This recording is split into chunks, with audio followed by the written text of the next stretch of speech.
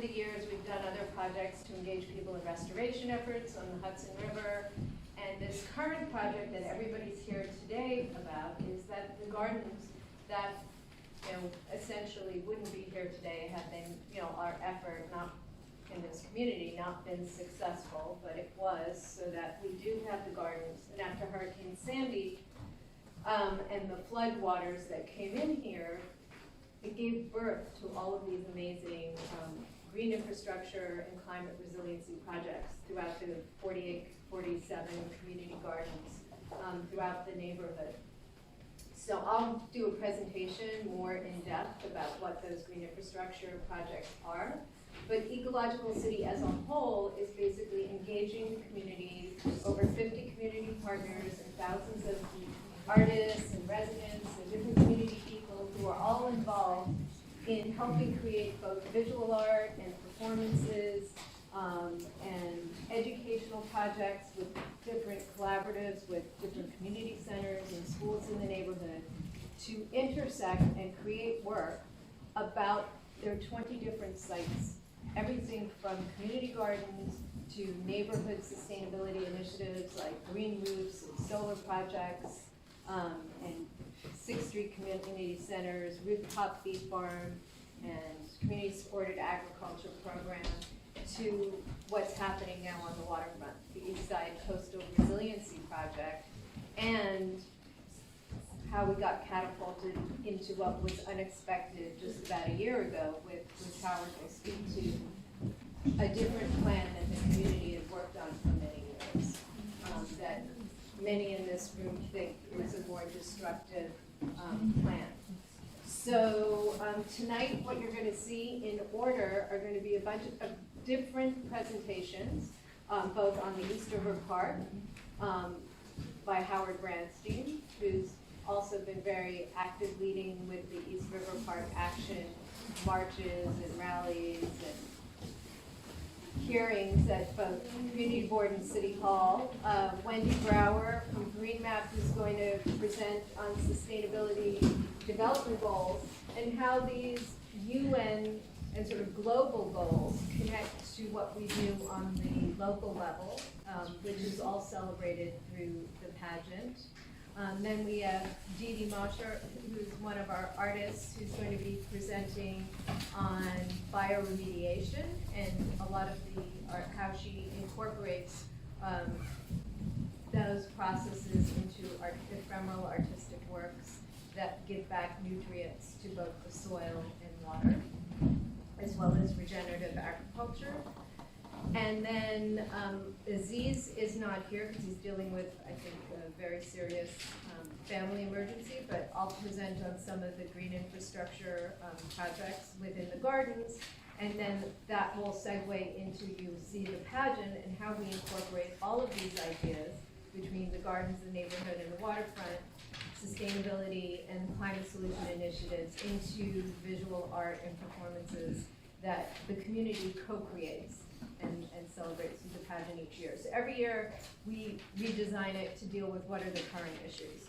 And it's ever evolving and ever changing day to day.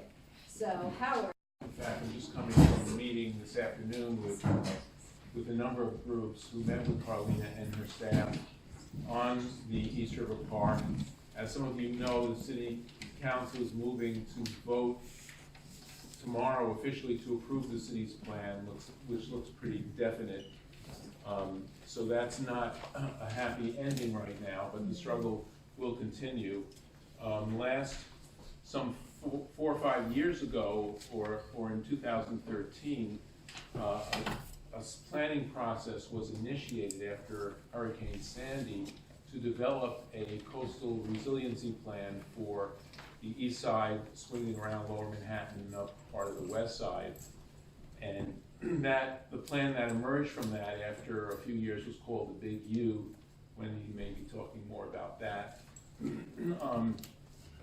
It was a pretty intense community planning effort. It involved 300 people, 10 planning and design firms, multiple city, state, federal agencies, and they had evolved into a plan or variations on plans that they were presenting to the community and the community boards in the impacted districts here.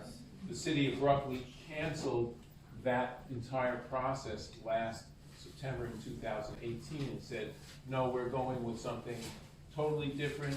We're going to bulldoze the entire park and we're going to raise it 8 to 10 feet. The plan that the communities were working on, which was headed up by a group called Rebuild by Design, had a different vision of flood protection for the east side. They developed a plan with the community that was developed for a floodable park, a park that could withstand storm water and then would be resilient enough so that the park would be able to be used after the storm. And it called for building a flood wall along the FDR Drive. It was actually a terrace wall, which we call a berm along the FDR Drive.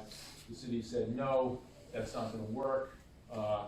We can't pay to repair the park or do maintenance on the park after a storm.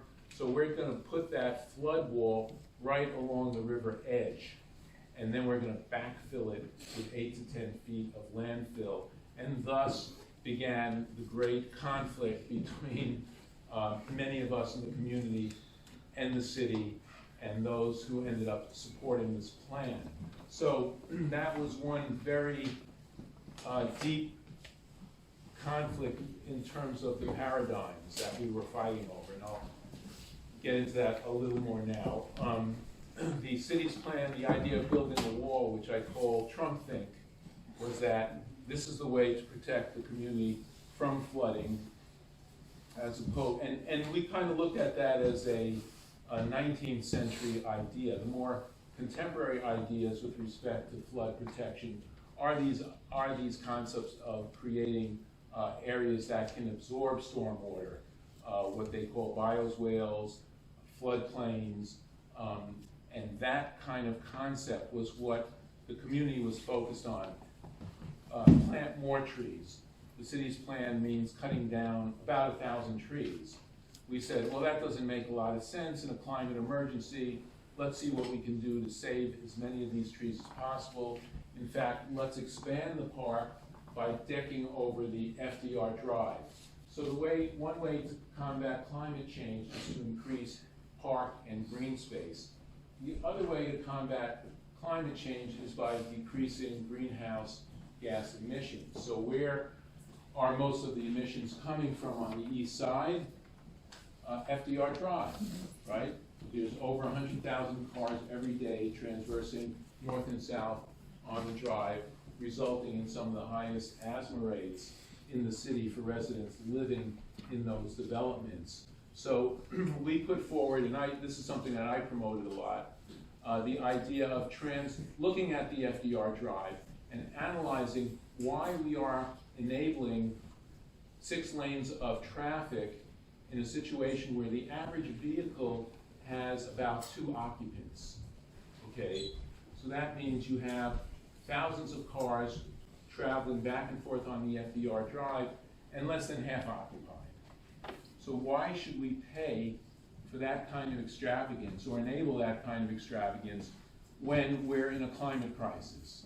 Let's look at bringing in relatively clean electric buses, quiet, relatively non-polluting electric buses, light rail, bicycle lanes, and transform the FDR Drive, bring in some of the more contemporary thinking about seamless transportation transitions. So when you want to go uptown or uptown to downtown and you need to get to City Hall, you can move from light rail to bus to bicycle to subway with one pass or with one system that doesn't require you to wait in line. And I think that kind of thinking we've seen in some other cities. I think Helsinki is pioneering, among others, in that kind of mode.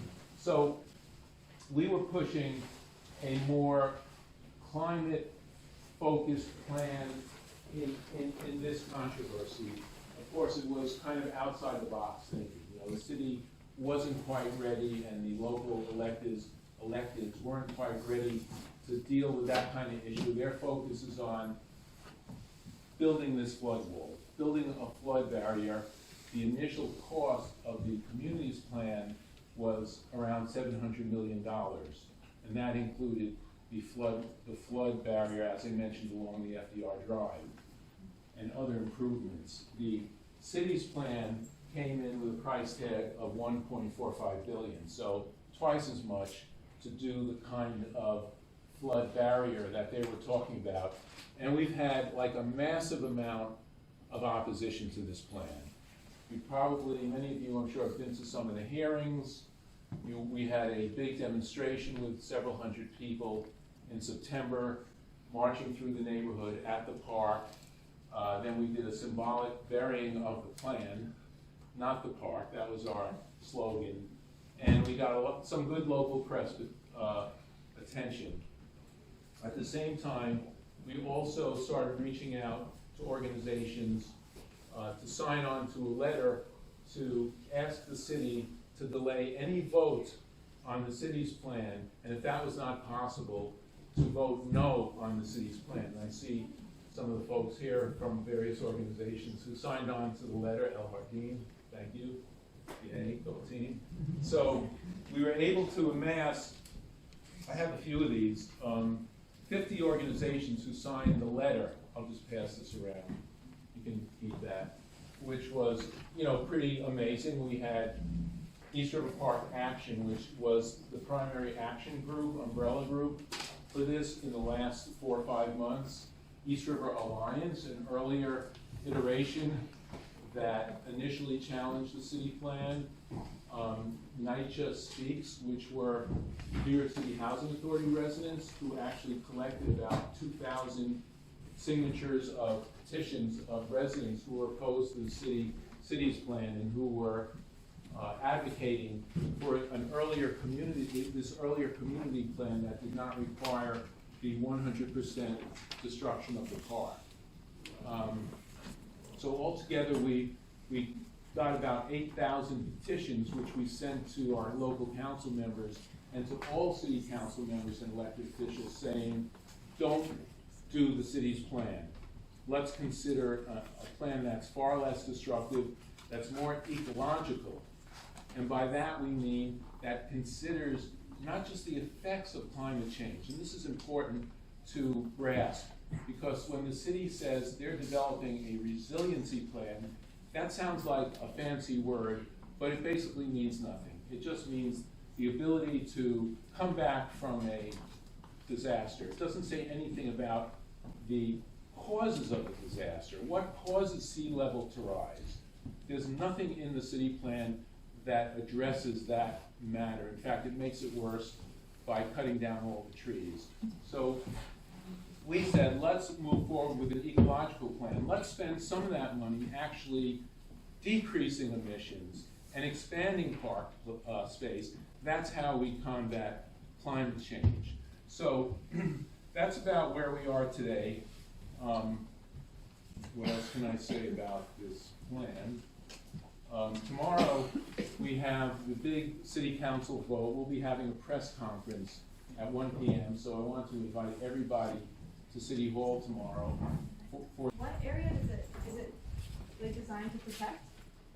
How much are they proposing that cost, and when is the city council vote on this? Okay, so the area they want to protect, they have different compartments. There's our compartment covers from, correct me if I'm wrong, Montgomery Street to 25th Street. Okay, and in that's the area I was addressing. That would be raised. Most of it would be raised 8 to 10 feet. There's a compartment just south of us called the. They just renamed it. But there's compartments of this big U now that go all the way around through Battery Park City. And they're all getting different kinds of treatment and different budgets. And ours is the most destructive and I think the least unchangeable in the future. And some of the other ones open the door to layering things on. This one doesn't. Yeah. So I don't know the name of the one directly south. The one for the financial district is a $10 billion plan to build, pardon? 10 billion? Yes, billion with a B. That will build Wall Street from the financial district out 500 feet into the East River. And that will be a 10-foot high barrier that may also include mixed development. So people are looking at sea level rise as a real estate Development opportunity. Actually, Felicia made me hip to this, and I started reading more on it. So there is a theory, maybe it's more than a theory, that the idea behind all this rather extreme development is to link up a continuous alignment of a 10-foot barrier from the Battery to our district, to 25th Street, and that will allow for Wall Street to continue to grow and prosper at our expense. The corporation that's slated to do a lot of this work is AECOM, A-E-C-O-M, which is also, I understand, building the jails, the 4 new jails. That's another $9 billion project. So there's a lot of capital going into this kind of development. The concern I think many of us have is if we're spending all this on a flood wall, which gives us safety or perhaps the illusion of safety for a few years until climate change gets even more extreme, what kind of monies will we have available to deal with the crisis that's coming? Okay, the crisis of transportation, the crisis of agriculture, and these other issues that will arise with extreme climate change. Yeah. I just was curious, wasn't the park recently or Yes. renovated? I don't know the timeline of it, Yes. but I know, was it? Yes, the park, and I thank you for reminding us. The city has spent, tell me if I'm correct, I've been using the figure 150 million in the last 10 years. They've rebuilt, pardon?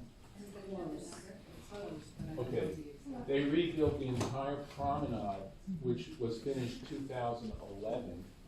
Okay, that was a 10-year process, and we have photos. One of our members, Pat, who's actually the founder of East River Action, has these incredible photos from 2005 when the contractors were kind of stalling or very slow to build this new promenade in bulkhead. And so here we are, having spent this kind of money on the promenade. I think the city spent something over $3 million on the new track and field. That all is going to be completely ripped up. So we, instead of ripping it up, we said, let's remove the fake grass, okay? Let's put in real grass that can actually absorb water. Now, there was an article in the City Journal today, I think that's what it's called, the City, and the city officials ironically said one of the reasons we can't have a floodable park is there's too much AstroTurf. Okay. That makes no Now, sense. who put the AstroTurf there? The city. Central Park has no AstroTurf. Come on. I've been up there, I spoke to their landscaper and asked them, well, how do you maintain these fields? They're in really good condition there. And he went through the whole, process that they use up there. So we've said, and I wrote this in my testimony, which I can share with you, that we should remove the fake grass and plant real grass as part of our effort to make this a truly ecological design. We should move back to the original plan, build a berm along the FDR Drive, or even more radical, in the FDR Drive.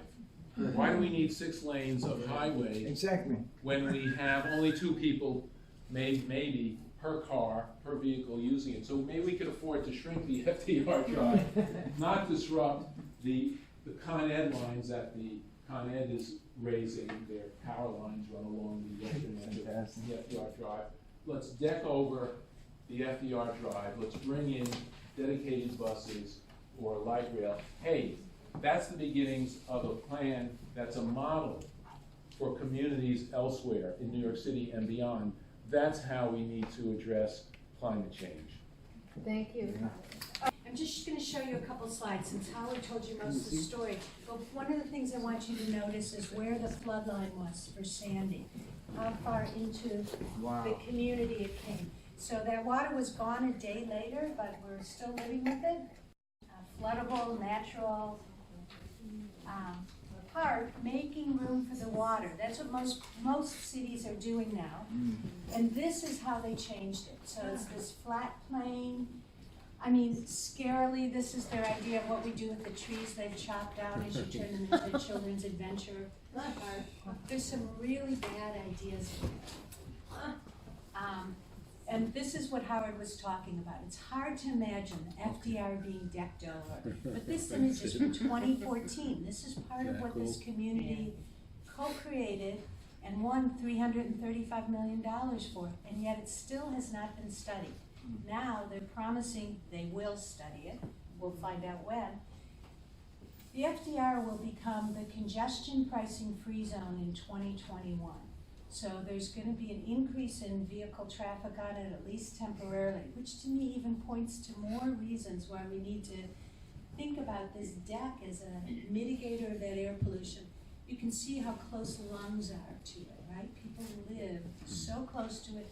Many of the people who live there are still having respiratory issues from 9/11. And now they're getting all of this on top of it. Extend the park, be the storm barrier. Is that how the FDR under? Yes, the FDR is under it. And if you think, okay, we can't do this, it's too expensive. They're doing it all over the city. Just north, Rockefeller University decked over. The BQE, the plan the city put out was thrown out immediately by the wealthy people who live there, and they're getting a much more ecological treatment. Hudson Yards, which broke ground the same time as we won the $335 million, there's now a 20-acre park that's decked over, rail lines, and 3 million square feet of office and whatever that is over there. But, you know, it's just lack of imagination. These are some of the early images that we were sharing with people. Getting people to think about what's coming. Because guess what? Who never went into the park to do outreach? The city. Not once. So they did 85 engagements without stepping into the park. So East River Alliance started going in and talking to people, and people were in shock. They would start crying. This is the only place a lot of people in the community ever go. So it was quite interesting, and it led to the formation of a second group, East River Park Action. And these are sister organizations. There's a noisy sister and a quieter sister, is how many of us look at it. All of us have taken part in every kind of action and hearing and community board meeting, which also tomorrow night, there's another one of those. If you are all, haven't been to a community board meeting yet in New York, you gotta go. It's so amazing. This is participatory democracy, and somebody here mentioned Extinction Rebellion. That's number 3 on the list, right? We have to get involved. That's like the base from which you can start. So there have been tons and tons of interaction. We heard they were setting up at the Girls Club, and nicely the Girls Club said, well, why don't you also come set up here? So we were face to face with the city for 3 days running, and it was really interesting. So we've really gotten to know all those people. They've seen our graphics, like me asking, how come these underground rivers never appear on your plan? But we all know that water appears in our basement. Yeah. 5 sump pumps, right? It's in there now. It's something they released about a week ago. We could start to see where that's being planned for. But the lack of transparency, there's so many problems. So I got upset, and I promulgated a street tree resolution from CB3, which they signed in February. Wow. We're getting 1,000 trees. Now I realize we need actually 4,200 trees to Great. actually measure the number they're cutting down just in the park. They've cut down over 200 in Baruch houses alone. There's trees going down all over the neighborhood. If we created a real inventory and demanded that they go by the city's rules, we would have a forest here. And the other thing that's come out of all of this is renature.nyc. The website's not up yet, but it's a new citywide coalition to stop the city from destroying more nature and paving it over. So we've already met with the comptroller, the public advocate, we're meeting with the heads of community, city council committees. That's the end of that slideshow. So all of this stuff is a continuum. You know, it's gonna be over one phase might be over tomorrow, but another phase is gonna begin. So stay involved in this issue, and there'll be more about that coming right up. So Felicia asked me to talk about the SDGs, the Sustainable Development Goals. This is the UN's latest version of how do we think intersectionality about any of these issues. They're all connected. You want to deal with any of these, you've got to deal with all of them. And the animation doesn't work, but here, I'll hold one up.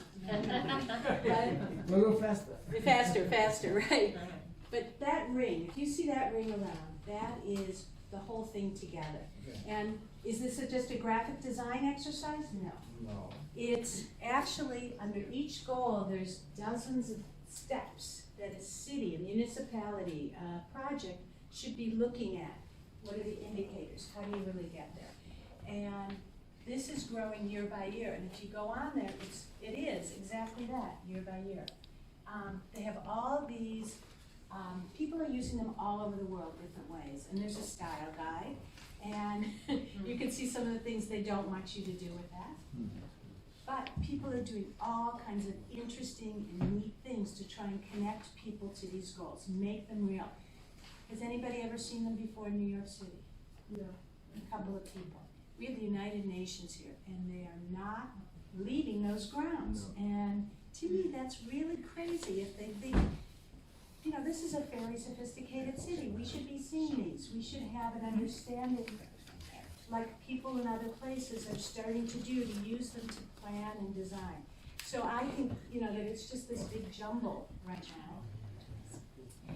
I like how some people are breaking them out differently and looking at how they look at planet, people, prosperity, peace, and partnership. I thought this was a nice breakout, because when you're all together like that, it's really hard to tell what are you really covering. So, as I mentioned, I'm the director of GroupMap. We have projects that are locally led in 65 countries, and we started thinking about how do these connect to our work. So, because we're all unique, can we find these same intersections? So we took our iconography, so we have a set of symbols that we co-designed, and we matched them to these goals. So that was the first thing. Then we started breaking out and trying to promote that a little further. These are just the ones related to climate action, as you can see. We put them in our free ebook, and that's part of our way of helping people localize. We have a new mapping platform in progress, and you can add the SDGs to the icons that you use along with other local icons. Here's an example from Copenhagen, where nature school, if you're a kid there, you decide you want to go to regular school or nature school. Nature school, you're outside every day. Wow. Those kids are smarter and healthier. What a surprise. And in Geneva, our partners we're using them with us, Sustainabus. I don't know how well that's going, frankly. Last summer, we created this map about finding cool places in the neighborhood. Cool, healthy, and free is our criteria, but we included the SDGs on this map. We want everybody to start thinking about it. By the way, heat is #1 on the city's climate resilience design guidelines. Heat, then precipitation, then surge. What we're getting in East River Park, it's going to deal with #3. Not so good at #1. And then we just did an event in Sarah Roosevelt Park where we tried to bring the SDGs in the railroad. What's connected to it? We spin it around the park with action do. And you see it there. And we actually found all 17 goals there. And we planted the first of the 1,000 street trees. So the first 2 are on the edge of that park. We've got a lot more planning to do. By the way, I met with the first night of the tree task force. Please request a street tree. Do you know where there's one? Lucy, yes, go ahead. There's a project underway, and I'll talk about it later that I've started, so. Fantastic. Yeah. So, street trees are gonna need all of us to request them, to water them, to take care of them, to encourage people not to let their dogs pee on them. I'll skip that. And here's how the UN did something interesting, I thought, with the SDGs. The big boat is Greta coming in from way over there, and they sent out a bunch of sailboats with different SDGs on them. But what an image. And of course, there's events like the awards that took place during Climate Week last month. This is this weekend, or today and tomorrow at Columbia University. So you're gonna see more and more opportunities to interact with these goals. Maybe we'll figure out a way to connect it to East River Park as well. And that's the end of my talk. Anybody have a question? Yeah, I'm from the Loisaida, me too. from the Million Water Projects, 896th Street. I'm surprised nobody's from over there, it's over here. So how far did this outreach go? Well, my space is on, between C and D on Third, where I work. I don't know who else, are you asking who lives in Lillian Wall? I belong to a lot of groups on social media from the Lower East Side, a lot of groups. Since you've been talking to the gentleman prior to me, all I've been doing is taking pictures and texting to all these groups. How come you guys are not here? Oh, This deals with. there is a NYCCGC and East River Park groups. What's their relationships together? How do we build trust? How do we build trust again with the city after all of this? We need to do that because it's gonna save lives and it's gonna make our lives better.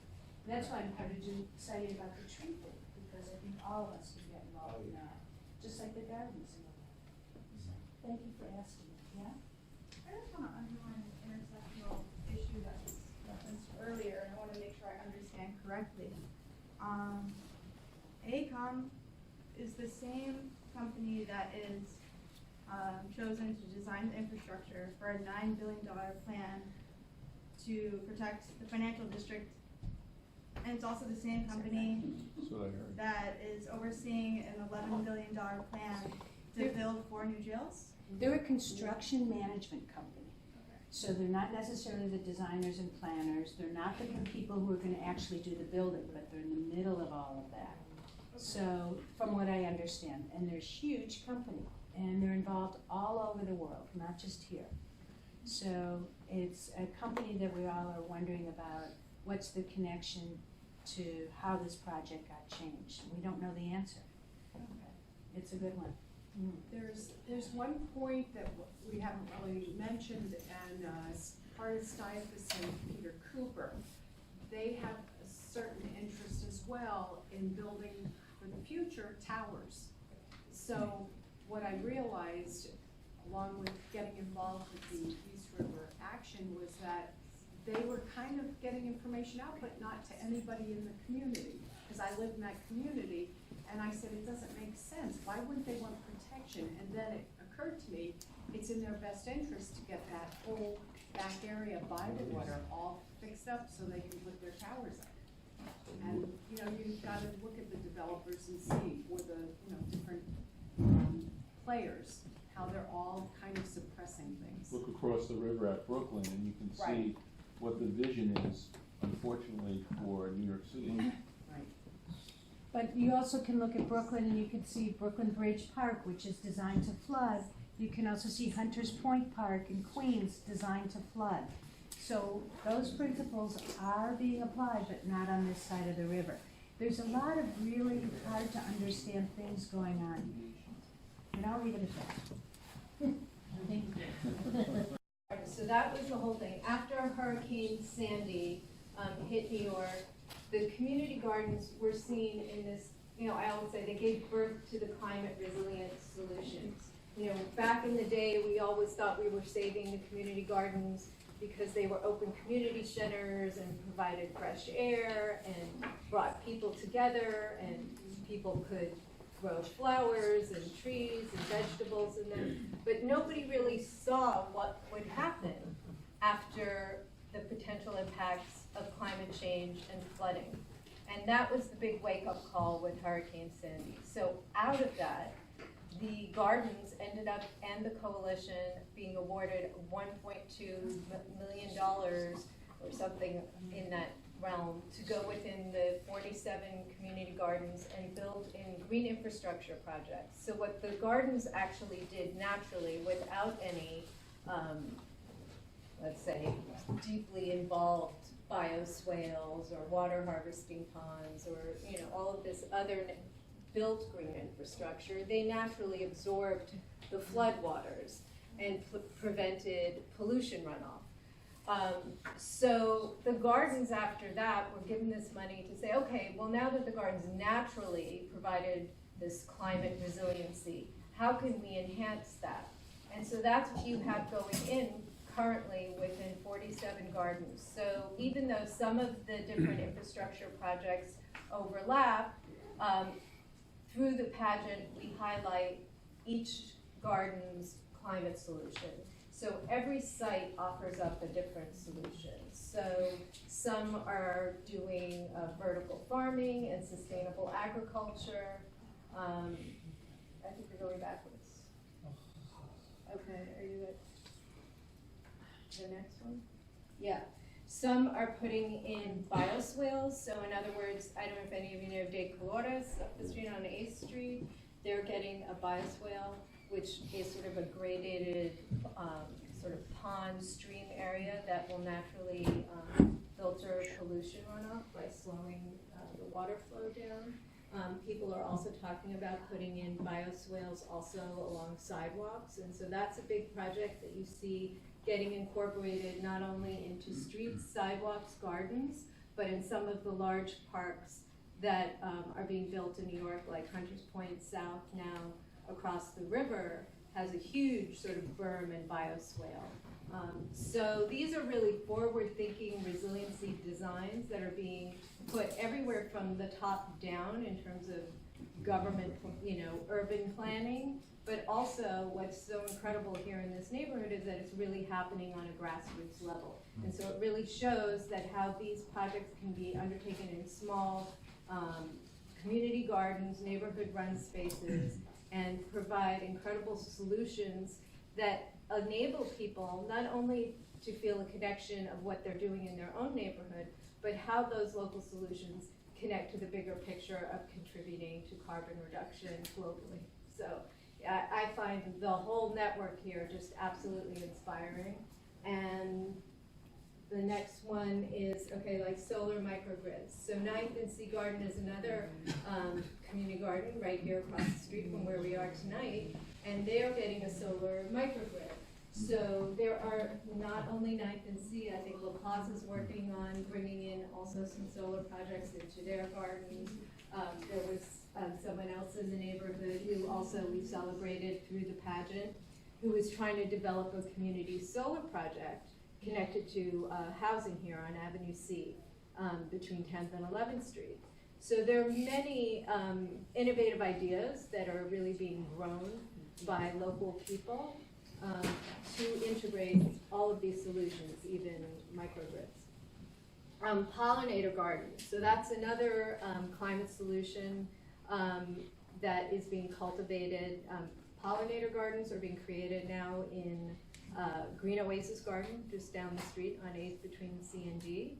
And that also connects back to other neighborhood sustainability solutions, like Howard on the 6th Street Community Center has a rooftop bee farm going on. So there are many other gardens that are growing plants that will attract both bees and butterflies, and that's a great thing. So these solutions don't only exist within one particular site, they may exist within many, but through the pageant itself, we try to focus each site within a particular solution. So porous paving, that's another thing. So like La Plaza across the street on 9th and C, they're going to be digging up some of the central pavement area that's within the garden and putting in either porous pavers. A lot of the pathways are being dug up to have more permeability. so that the floodwaters can absorb, which the gardens obviously naturally do. But there was also talk about ripping up some sidewalks and having that as a city plan to put in, more permeable porous pavers, instead of having just concrete everywhere. So composting programs are also going on. So the procession will go to East Side Outside Community Garden on 11th Street, and they run a whole compost program. They have people going around throughout the neighborhood collecting compost on bicycles. Many of the gardens obviously have their own composting program, but that's an initiative that also is being expanded to residential buildings and compost pickup. And then rainwater harvesting. So the 6th and B Garden has been one of the gardens that we celebrate through the pageant, and they have a magnificent pond, as well as rain barrels and other water catchment, the 6th BC Botanical Garden as well. And many of the gardens have rain barrels. There was an artist here who was also talking about other rain barrel water harvesting, water catchment programs in other communities. And that's the amazing thing, is that when we talk about these solutions that are happening within the gardens, these are all the ideas and the solutions that communities, not only even in New York or across America, but around the world. Even for tonight, we had people contact us from Mexico and Australia who wanted us to videotape this, because these were all ideas that they're thinking about in their communities, halfway around the world. So that's the amazing thing. We may think we're doing a neighborhood thing, but this is all on the edge of what everybody, I think, needs to think about for the future.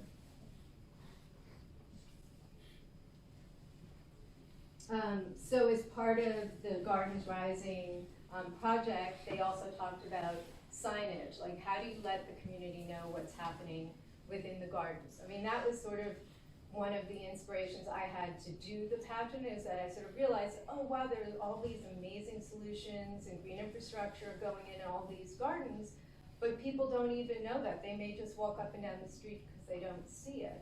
And so I felt the pageant was a way of really engaging people to connect to what these solutions are, and also having people within those sites not only maybe connect to the solution that they're directly involved with, but how does that fit within a sort of larger sustainable ecosystem model that we have in the neighborhood? How do the gardens and these infrastructure projects connect to what's happening in the neighborhood? How does it connect to what Howard's doing at the 6th Street Community Center? How does that connect to the Earth School, our other partner that has a green roof, and other schools that have this kind of earth-based science programming within their school? And how do they take that learning back out into the neighborhood and understand the larger context? And then how that connects to what's happening with the East Side Coastal Resiliency Project. So if you take an aerial view of what's happening here on the Lower East Side of New York, it really is an amazing example if you look at all of these solutions together.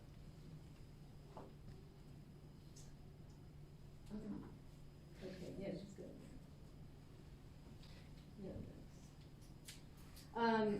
So another thing, we celebrate trees and carbon sequestration in the pageant. Obviously, all the trees and the plants sequester carbon, and that we celebrate within the gardens as well. So that's where we have artists create, whether it's poetry or songs, or children who create plays about zero waste.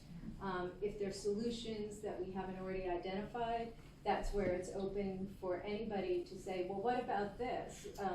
I had somebody come to us and say, what about they're doing biogas projects? And is there a way maybe we can pilot a project within one of the gardens to bring in like a biodigester and integrate that as another solution that gets celebrated?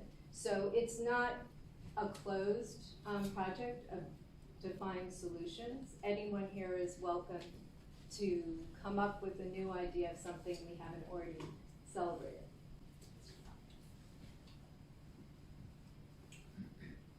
Can I add that this is, the whole report is at gardensrising.org? Yes, this And- is And, online too. right, and it's Bozart funding, the Governor's Office of Storm Recovery. Yeah, can you say that? I think, Those are Gardens. gardens rising. besides, I want to throw in a quasi-controversial point. Besides the infrastructure issues, we need to work as a community on the social issues. And by that I mean, we need to figure out how to keep these parks open 7 days a week. Just like Tompkins Square Park, just like East River Park.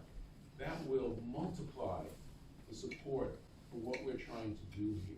So we have to come together and figure out how we can get the city and other sources to budget, if necessary, to pay park staff or community staff or whomever to allow for these gardens to remain open so more of the community can enjoy them full-time. I think that's critical to enhance and advance the agenda. Right. And Paul, since you happen to be here, who has been a lead scientist on a lot of the river remediation, wetlands planting oysters throughout our estuary for many, many years, would you like to just say a few words about the waterfront? Well, it's 500 miles, 500 linear miles of fill over tidal marsh.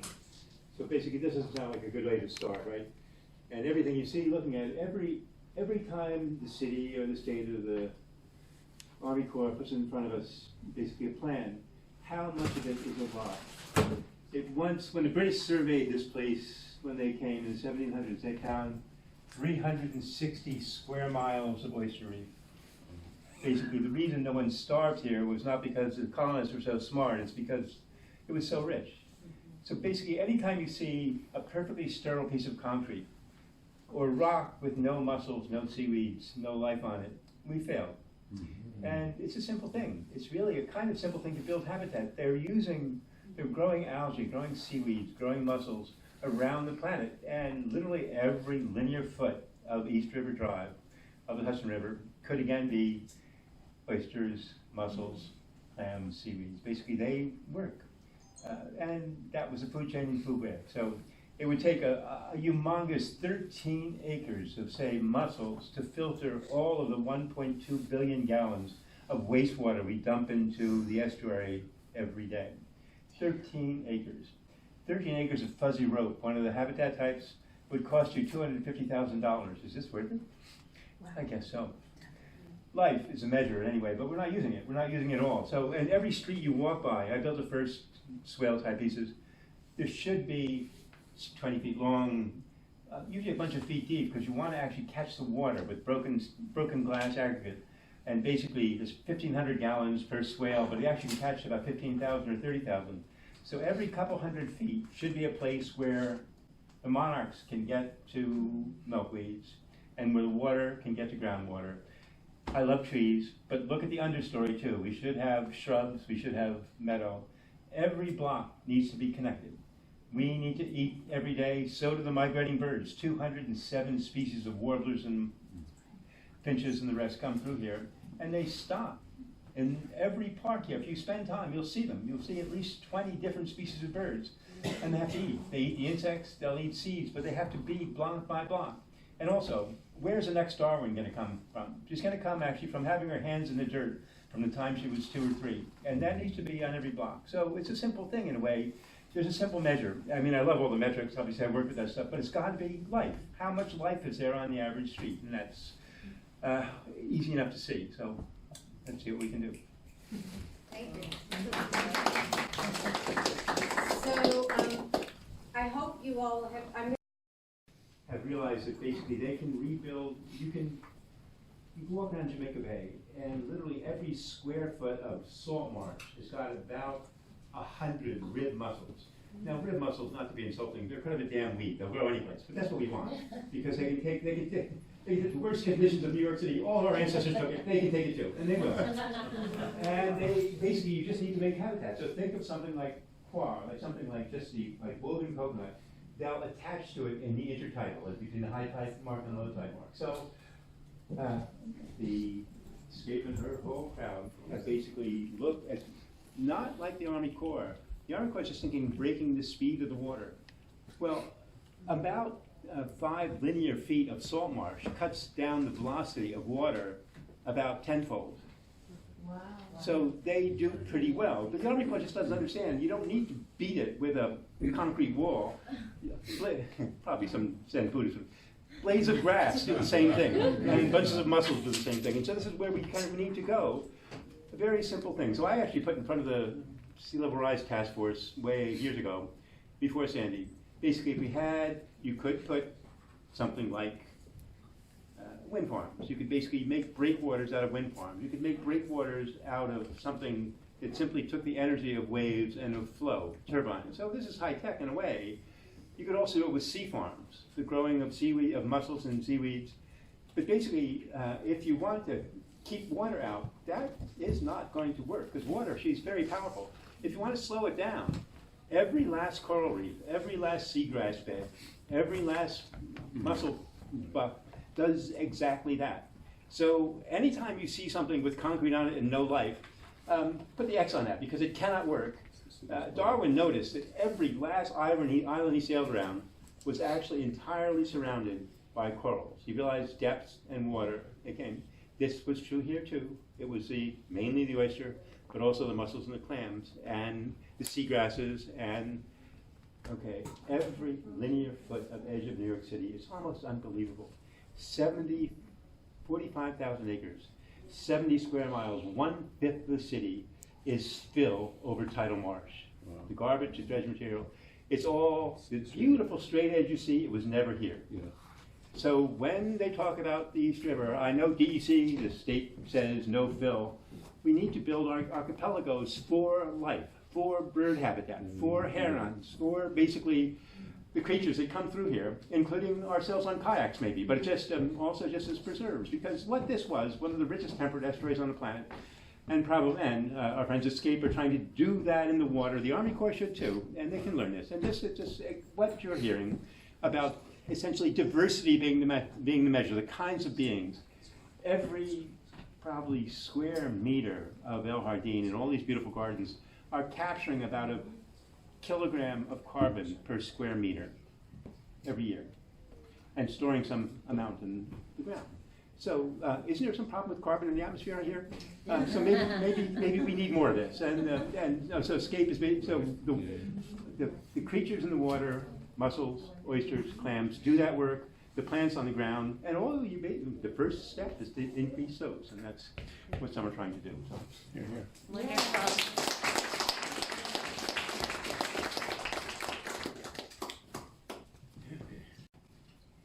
Dee Please, I'm ready to antibiotic everybody. I'll close out. So Dee Dee Mosher is the artist who has created the bioremediation sculpture, and she incorporated all of these incredible remediation techniques into art. Yes. So the point of that is that everything we do have to make everything polluted or not good. A bad spiral of everything I do. So I decided, how do we start making everything better as a byproduct of everything we do? So the inherent byproduct of, we had to start very rudimentary. We couldn't just, we had to start with the soil. Not even the soil, you have to start with the microbes in the soil. Okay, maybe not even the microbes, you gotta really go way back so we can start all over again and redesign everything. So I met Shig, is he here? And he introduced me to EM1. And so I started the EM1 mud balls and teaching people about composting. And so if you ever want to be sustainable, just start with composting. That was my thought. And then I learned about the microbes, and I was studying them before in movement and dance, and I was incorporating moving in Buto, where we're moving with the cells and the microbes. So this was a really great connection to the mud balls. And I could take my movement and my dance experience and my community planning interest into microorganisms. So I started teaching people how to make mud balls, and the idea is to, in Penang, they put in 1 million mud balls and cleaned the Penang Bay within 3 years. And now they've done it everywhere around the world in so many different places except here. We're not doing it here. I've been doing it for 10 years, teaching this for 10 years. So I've moved on from just microorganisms and other things that bioremediate, like mushrooms bioremediate, plants, so many things. Yes. Phyto, myco, moss, mollusk, and me.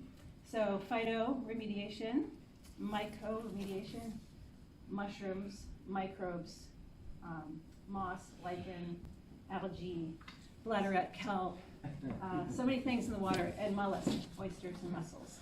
And then I added me, because it starts with an M, and that's HPMMMM. So that makes a, okay, we have to do this together. So H, the P is silent, HMMMM, pronounced, how do you say that?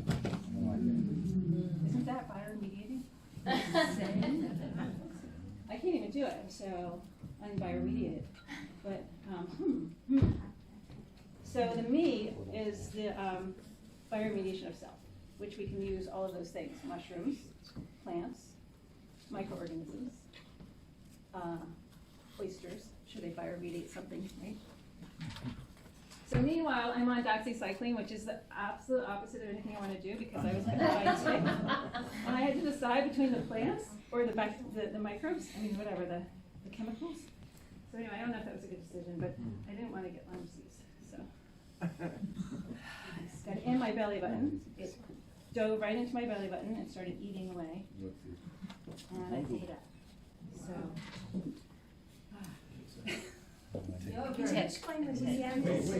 What dove into your belly button? A deer. A what? A deer tick. Trust me, that was a good decision. Yeah. I think I don't know if anyone else has had Lyme disease. And I'm so Oh, well, I'll talk later. Have you? Did Felicia, you raised your hand? You don't have Lyme disease. Not yet. So in EM1 is microorganisms that are made with beneficial microorganisms, which is lactobacillus, yeast, and phototrophic, the three different types of microorganisms, and they work together symbiotically. So if they weren't together, they wouldn't do the same thing. So if you're testing, well, this is how it was created. So Dr. Higa, who was trying to figure out how to have organic fertilizer and pesticides, because he got sick teaching it. So he started studying different types of microorganisms. So he started with the lactobacillus, I think. But everything he tried didn't work. And so he finally had to go on vacation after hundreds and hundreds of tries, and nothing is really working. He threw it out back. And then he came back from vacation, and guess what? It was all green and lush. So he said, did anyone do anything back here? What happened? And no one had done anything. So he said, okay, something's working here. So something in what didn't work is working. So it's a combination of something. So then he started working in combinations. And he came, many years later, probably 10 years later, came up with this solution of 8 microorganisms, which are 3 different, the lactobacillus, yeast, and the phototrophic. So that combination creates the EM1. And that is really good for the soil. And that is really good for the sediment of the water. So it's working on the bottom. So where the petroleum is and the PCBs, it's breaking them down into their chart, the basics, breaking it down as far as it can go. And then the oxygen comes in because it's creating oxygen. Things bubble to the top. First it attaches to, this happens in the soil too, a carbon or detritus. So these, like the lead, will attach to a carbon or detritus. And then it goes up and it floats away and the birds eat it. But whatever it is, it's not bioaccumulative. The birds will have it and they'll poop it out. Or it just won't be in our food system anymore. And that's what you care about right now, right? Because we don't want all of this toxins in our food system. So that's what the EM1 does for me. Like in my mind, I actually haven't seen it work in a large body of water like the East River, but we've been throwing them in the East River for a really long time. It would be really nice if we threw 1 million in and we could do a test, or maybe like just part of the Newtown Creek. Like that would be, Sheikh said, he calculated 1 per square meter, 30,000 per the Dutch kiln. And that's probably doable, right? 10,000. Anyway, I'm really interested in the combination. So it's not just the microorganisms. That's only part of the solution. The whole solution is everything. So when Felicia said she needs a sculpture for the parade, I decided that I could do it. And I called a few people to see if they could do it, and no one was really available. Huh? I think people are having trouble hearing you. Yeah, put your ears forward. There's a So- microphone. Project, Microphone. project out a little, yeah. Yeah. Hello. Yeah. Very good projection. Now repeat everything. No, I'm kidding. Sorry for the beginning. So Felicia asked me to do this pageant, the sculpture at the end of the pageant. And I said, well, it should also clean the water because that's what we do. Everything we do cleans the water, air, and soil, right? That's what we do. We don't do anything else, and that's the bottom line. If we're doing something and it doesn't clean water, air, and soil, we should relook at it and try it again in a different way. Oh, that takes a lot of time, but at least we could do it once or twice a year, or maybe, more often. I think Paul does it a lot. Maybe it's part of your life. So that's the idea, is like, how do we start doing this as part of our life? Like, so I make kombucha, or I'm composting, or I'm growing my own mushrooms, shiitake mushrooms at home. So I have these byproducts.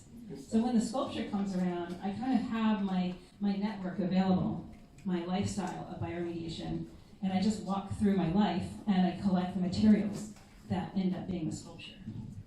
So, like, for example, I'll go to the beach and I'll visit some friends, and gee, they're clearing a garden, because I know a lot of people who like to garden. So they're clearing a new garden, and guess what's all over the garden? Phragmites. So I call Paul, and like, is Phragmites good for the water? So some people say no, but Paul said yes, it is good, just don't disturb the root.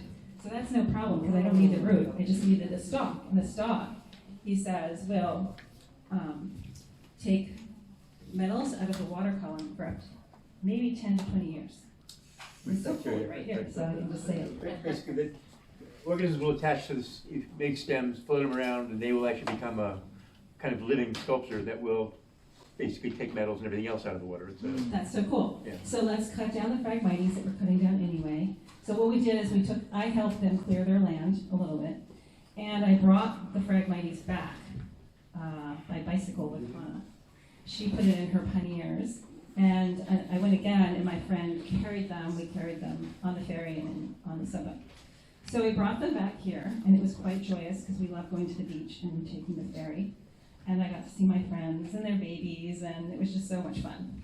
I got to pick up mussels as well, and bladderwrack kelp, because their property actually borders the water, and it has some land on the Jamaica Bay.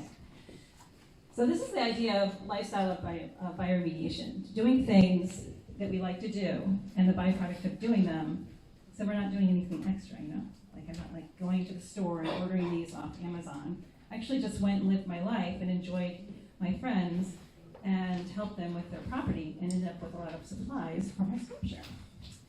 But I happen to be making a sculpture that is bioremediating, so that works out too. So, I don't know if it's making any sense. So that was just one example. Another example I really like is the social aspect of it, other than that social aspect I just spoke about. But I was collecting supplies. The other thing I did, I asked a friend who works at BOP if they could get me some oysters for the.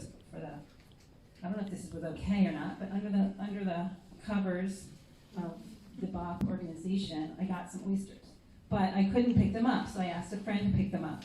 And my friend likes this other friend and said, okay, I'll pick them up. She picked them up, and she got to take the ferry at lunchtime and then she came back and she left them in her office. And I was like, uh-oh, how am I gonna get them? And another friend said, I can get them at the office. Well, it happens to be a really cool office, Transportation Alternatives. And so she went to get them, another friend, and brought them back to guess where? Here, Loisaida Center. Now they're at Loisaida Center and they're sitting in the fridge. So everywhere they sit in the fridge, people are like, what's this in the fridge? Oh, those are oysters. And then they get the whole story about this sculpture and what they're for. So the story continues and expands. And then they get in the fridge of Loisaida, what are these? What are they for? And so everyone learns what they're for. And then I take them home. And then from home, I go to the Lower East Side Ecology Center, and they have a place for them. So that was on the schedule, oysters for Lower East Side Ecology Center. That's how I got the oysters. Otherwise, I wouldn't have been able to get the oysters. So we put them in the water at the Loisaida Ecology Center, and during the festival, the parade, I didn't have time to go get them. So another person, this is like so many people to get these oysters on that. Another person said, I'll go get them. And so she went and got them, and then she couldn't actually complete the task. And along comes maybe Adam, a pirate on a bike, and said, I can help you. And he helped actually bring them all the way to the sculpture, and they ended up on the lap of the Gaia. And the oysters ended up in the water. So it's like, I love these stories because everywhere the oysters went, they had their story, and people learned about them. They learned what they're for. They clean the water, 50 gallons a day, each oyster. You know, where are they, what's BOP, you know, Billion Oyster Program. So all of these things happen, and then of course the pageant, when is it? Oh, May 5th, whatever. So that's an idea of lifestyles of bioremediation. Well, I'm going to show the video so people will be able Oh, to no. see What happened to them? the pageant. Well, we've had a big technical issue here, but we got these videos up. So I think, but we'll show the pageant video, we'll show the bioremediation video, and then we'll see, but we can't. It's a So whole anyway, thing. can I just say, so the other part of my project is to do workshops of bioremediation. So we do mud balls, and then there's also other things that I do with other people, the seed balls and the myco spheres and everything. And then the last thing that we do is the East Village Wellness Circle hosts holistic wellness at El Jardín del Paraiso. And last year I worked with also Parsons New School students of sustainability, and they offered to join us as well. And then also the stroller babies were there. There were so many people there. It just became a real great village, and it was not really planned. I think there were 3 or 4 groups just by chance also there. So it was really nice. We actually created a little village, which was sort of my dream of creating a circular economy kind of village with sustainable things. So if everyone's doing something that's cleaning water and soil, as byproduct what it does, their waste will be someone else's resource. And so that's how the village works. Everyone's waste becomes someone else's resource. And so we start connecting. And that's just what happens. Yay! Yay! So this is a bioremediating sculpture. The idea of it is that we create art and culture. This is part of a cultural ceremony that is also good for the planet. So this is a sculpture made with the willow that was taken down from the garden. So that's a little bit of an honor to the willow because it's gone, because we put up a new fence at the garden. The shells are from my friend's new community garden. So the moss, but what we haven't talked about is the mud balls. So usually we would have more mud balls, but because we're having to float this, I'm having to maybe do less of the mud balls. But the idea is to use maybe 300 mud balls and have 3,333 sculptures go into the water with 300 mud balls, which is like 1 million mud balls, which would actually make a difference in the water because they go to the bottom. And the microorganisms, there's microorganisms in them called EM1, effective microorganisms, and it's the EM research organization from Japan that makes this solution. So this solution is put into the dirt, and the dirt is made into mud balls, which is an idea that the grandmothers came up with in Japan to bring the weight of the EM down to the bottom of the sediment. And it eats the sediment, the organic, and the toxins are broken down because microbes do. These are beneficial, dominant, food-based microbes that are used in the soil as soil conditioner. Also good for sediment conditioner. Taking the toxins, binding them to another thing, the toxins then go up with the oxygen to the top because it's creating oxygen and energy, and then it floats down the river. But it can't go into the birds or the fish. It's out of the food system, the food web. And so the sculpture rides on a palanquin, very much like the pageants in India, and eventually makes its way to the riverfront where it's put on a raft, a natural bamboo raft. And last year we offered it its nutrients and it sank right there. This year we created a lighter raft and she let it go, and we had no idea if it would sink or float. and it was beautiful. It just floated, sailed south. It sailed past the Manhattan Bridge. They chased it down. It sailed past the Brooklyn Bridge. So they have no idea what journey she took, but it really felt like the sculpture was alive.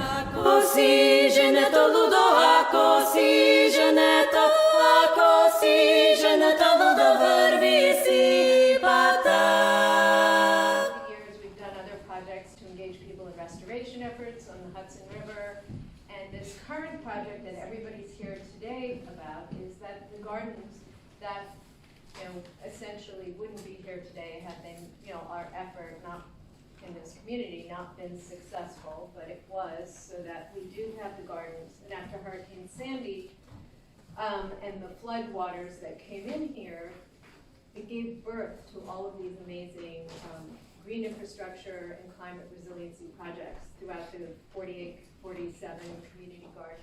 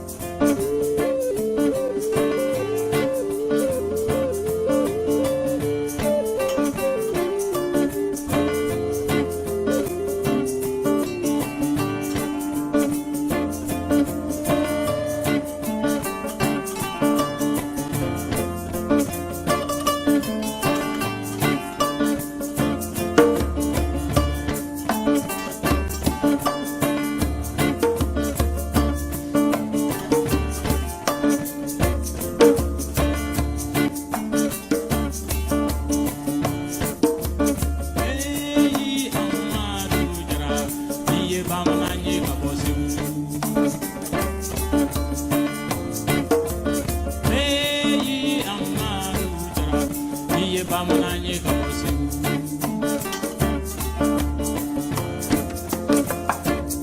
iye fanta una hine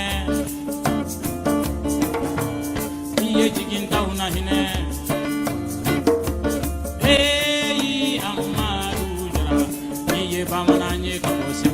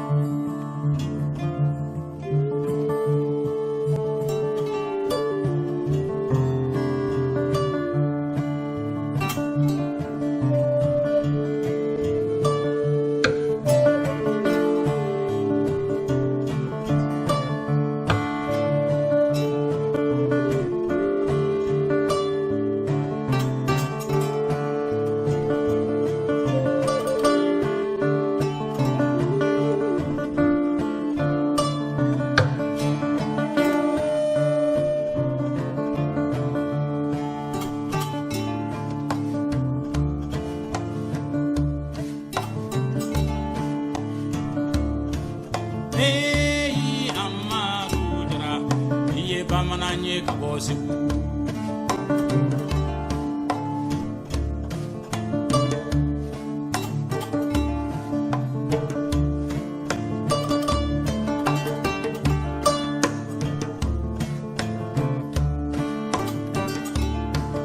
iye bamananye kabose